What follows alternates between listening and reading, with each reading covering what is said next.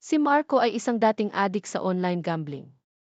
Halos araw-araw siyang nakaabang sa kanyang cellphone, nagbabaka sakaling manalo sa mga laro tulad ng slot machines, poker, at online sabong. Sa sobrang pagkahumaling niya, naubos ang kanyang ipon at pati ang perang panggastos ng pamilya ay kanyang ginamit. Hindi nagtagal, nagsimula na siyang gumawa ng masama, nangungupit sa nanay niya. Nanghihiram ng pera sa mga kaibigan pero hindi nagbabayad at minsan pa nga inagnakaw sa tindahan. Unti-unti siyang nalugmok, hindi lang sa utang kundi pati sa konsensya.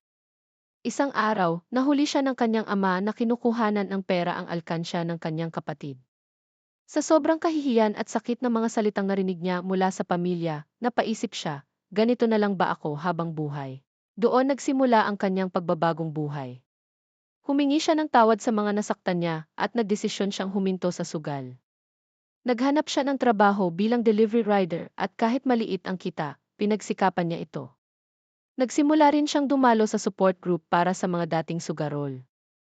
Sa tulong ng pamilya at ng kanyang determinasyon, unti-unting naibalik ang tiwala sa kanya. Ngayon, si Marco ay isa ng inspirasyon sa iba. Hindi madali ang kanyang pinagdaanan, pero pinatunayan niyang posible ang pagbabago, basta't may pagsisisi, aksyon, at pananalig sa Diyos.